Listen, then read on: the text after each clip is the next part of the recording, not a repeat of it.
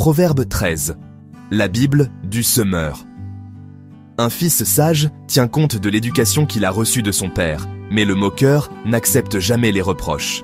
Grâce à ses paroles, on peut se nourrir de bonnes choses, mais les traîtres n'ont d'appétit que pour la violence. Qui veille sur ses paroles préserve sa vie, mais celui qui ouvre grand la bouche court à sa ruine. Le paresseux éprouve des désirs, mais n'arrive à rien, alors que les aspirations des gens actifs seront comblées. Le juste déteste les mensonges, mais le méchant répand la honte et la confusion. Agir avec droiture est une protection pour l'homme intègre, mais la méchanceté a même un effet subversif sur le péché. Tel joue au riche et n'a rien du tout, tel autre fait le pauvre et possède de grands biens. La fortune du riche sert de rançon pour sa vie, mais le pauvre n'entend pas de menace. Les justes rayonnent comme une lumière source de joie. La lampe des méchants est sur le point de s'éteindre. Toutes les querelles proviennent de l'orgueil, mais la sagesse accompagne ceux qui acceptent les conseils. Une richesse acquise par des moyens douteux se dissipe. Amassée peu à peu, elle se multiplie. Un espoir différé rend le cœur malade. Un désir exaucé est comme un arbre de vie.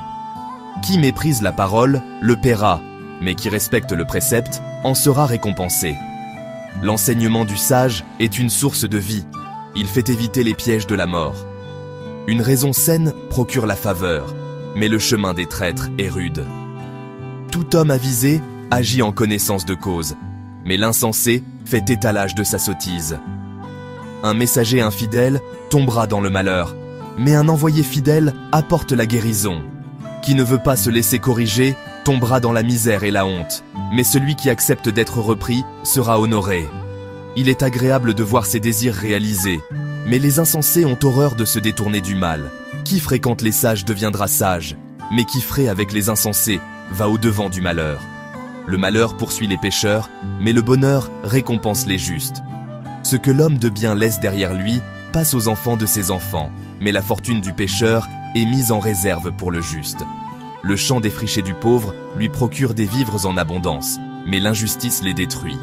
Qui refuse de châtier son fils ne l'aime pas, qui l'aime le corrigera de bonne heure. Le juste mange et il est rassasié, mais les méchants sont affamés.